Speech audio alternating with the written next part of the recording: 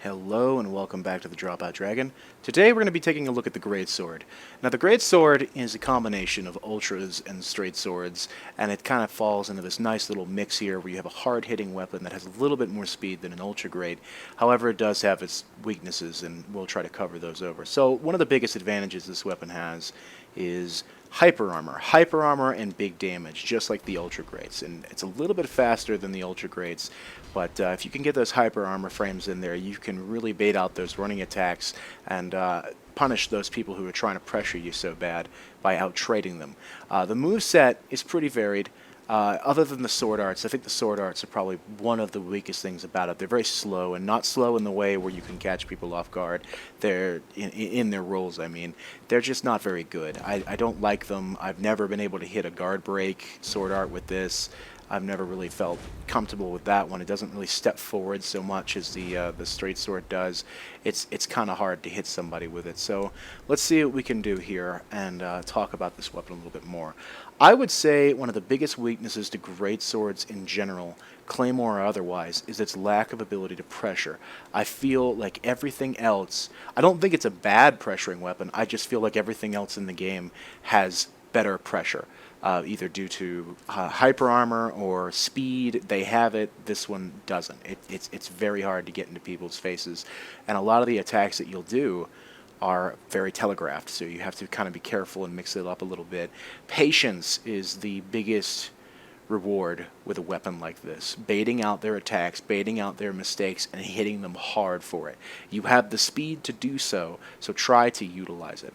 I've been playing with this weapon for about a day and a half, and I've had a lot of fights that are very hit and miss. Certain weapons I fight against, I tear apart and laugh, maniacally about how fucking good I think I am, which I'm not, and then I'll have the next fight where I'll be totally humbled by, say, a katana just because they had the ability to pressure me, and once they figured out that I was just trying to manipulate my hyperframes and to get into somebody's faces, they're like, oh, I'll just space out my running attacks and not have that happen. So you have to be very careful. So we already have a failed summon. That does happen. There's a lot of people here. But this is a very hit or miss weapon. Some people know how to deal with it, some people don't. So if you can run into those people who don't, you can just trash them. And if you run into with people who do, you have to play very patiently. You have to understand your frames, and you must bait out their punishes because they think they know how to punish it. And the case may be that they do. So it's kind of difficult. It really depends on your opponent. This is not one of those one-trick pony weapons where if you get that one thing in, you're just good to go. This is one of these things you have to stay consistently on top of in order to be effective with. Speaking of one-trick pony, there's the Black Knight Halberd. Let's see what we do. Oh, that's a nice entrance. I'm very impressed. Alright, so let's go. So I'll throw out the running attack and he'll hyper right through it, so it's kind of hard when you have issues like that to get in somebody's face. What we're going to do is take out the shield and attempt to pressure. He's using the horse hoof rank. I could tell because of how much stamina damage he actually did to me. No catch there. It's kind of hard to catch people in rolls with the one-handed. Okay, put that pressure on the running attack. He's throwing that out. I think what he wants is the combo, but he's just going to go ahead and get backstabbed for his trouble. And I will try a wake up. Nope. No strong attack wake up. That sometimes works. It requires practice on the timing on both when you start it and when you should let it go. Maybe fully charging it isn't the best idea, so you just see it happen. He tried for a parry, I think, there, and it didn't work out for him, but thank you for the fight, my friend. So certain weapons this does really well against, and other ones it doesn't. It seems like Dark Souls 3, and this is totally my opinion, I don't have any facts to back it up at this point, but it seems like Dark Souls 3 has a little bit of that direct weapon counter strategies like in Dark Souls 1. In Dark Souls 2, if you were a good enough player, you could make everything work against everything. You could do that in Dark Souls 2. In this one, one weapon is definitely going to be better at fighting other weapons. Just clear cut. Doesn't matter really what you do unless you have a very solid strat against that. It seems very weapon countery. So the quality builds are going to have yet another advantage when people are going, oh, you're using a such and such, well, I'm going to switch to such and such, and then I'm just going to wreck you unless you switch to something else as well. So that'll be, I think that'll be the end game to this, because some of these weapons are so frustratingly bad at fighting certain things. What that guy with the halberd could have done is spaced me out, baited my pressuring running attacks, and then just kept hitting me. He could have just done that, or manipulated his hyper armor in a way that he could pull off that combo with the halberds.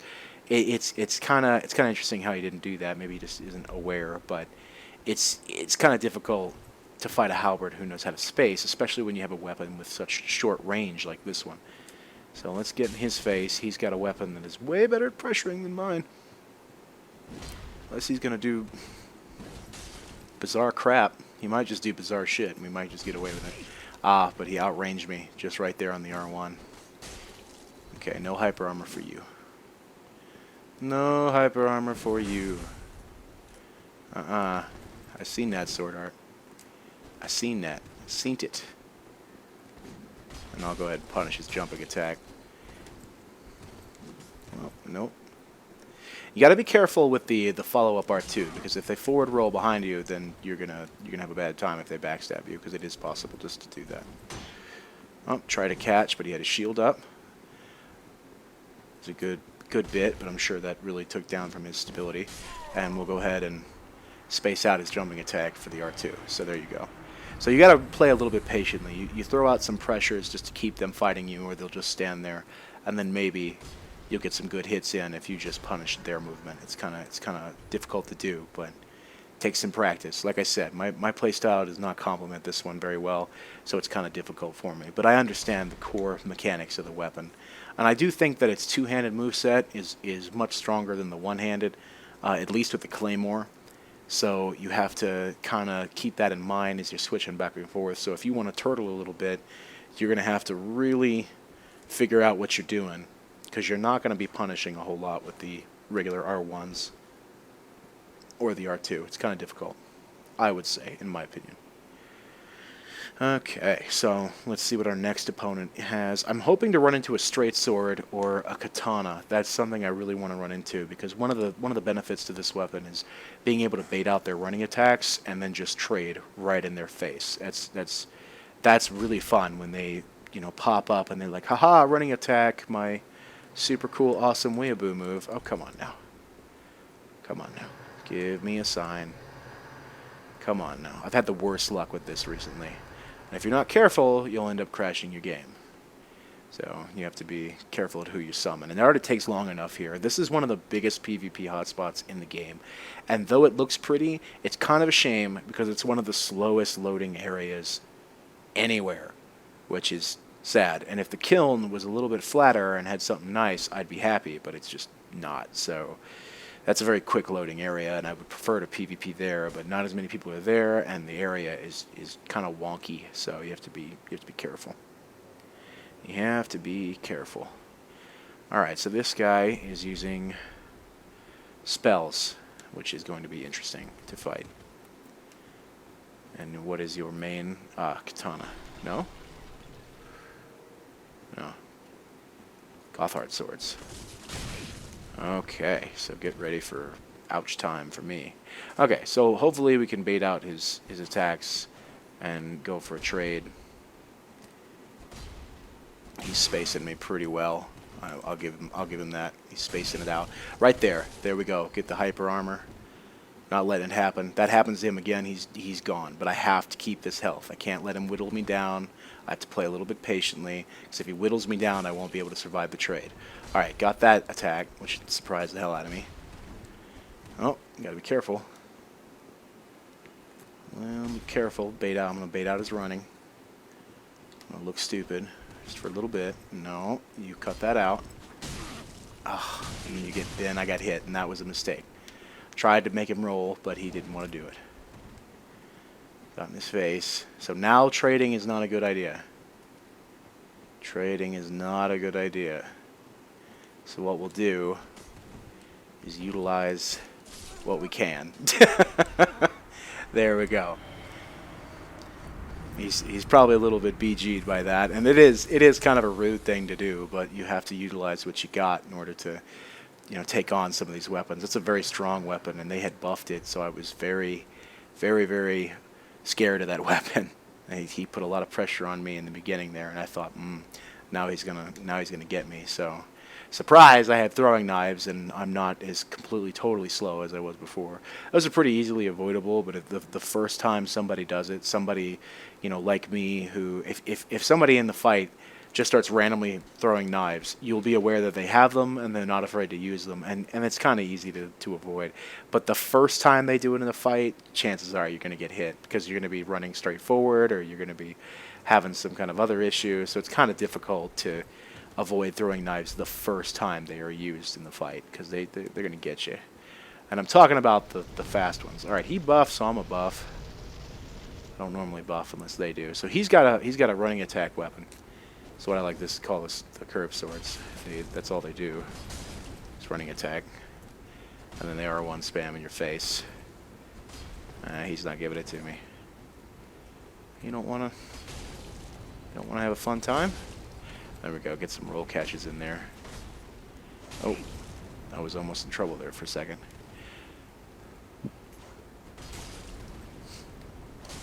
Okay, I'll hyper through his attack, and I will catch him there, and I'll catch him right there. So there you go. That was a much better fight than the last one. That was exactly how you should be playing it, punishing their movement as best as you can. So there you go. You understand the basic premise of the weapon and what it can do. The range is a little awkward. It's not. I've had some fights where I was absolutely sure I hit them, and then guess what? I was wrong. I did not absolutely hit them. They hit me, and I whiffed the attack because I was just maybe a frame away. And it's kind of it's inconsistent that way. So you have to be very careful. It's going to take a lot of practice to be good with a weapon like this. But at least it hits like a truck and has hyper armor. At least there's that. And at least you can always resort to a good old BM right here. Little BGs and BMs. There you go. Just throw those out there like the cool kid you are. Oh, look at that. Look at that. Just putting knives into that little column over there. Oh, we have a Seratorius. Oh boy. Praise Miyazaki. Okay, and what do you have? Do you have the Farron? Is that what you have? Yes, you do. So he has the Farron, which means I do this. Now, not because I'm afraid of the weapon, but because the shield completely negates it. It's just, look at this. And there's that. No, nice. Nice. Nice. That's great. Let him do his R2. I'll catch him in a roll. Kind of difficult to do that, but you can do it. He wants to parry now. I think he went in there for a dead angle, but it didn't happen. I could have had that backstab, and then I was just retarded because I didn't think it would go that fast past me. And now he's thinking, well, what do I do now? I don't have the ability to just stun lock him for a ton of damage. What do I do? What do I do about this? I'm going to just play a real passive, so it's just easier. Surprised he didn't go for a rolling R1 there. I'm sure he's upset that didn't hit me. I would be.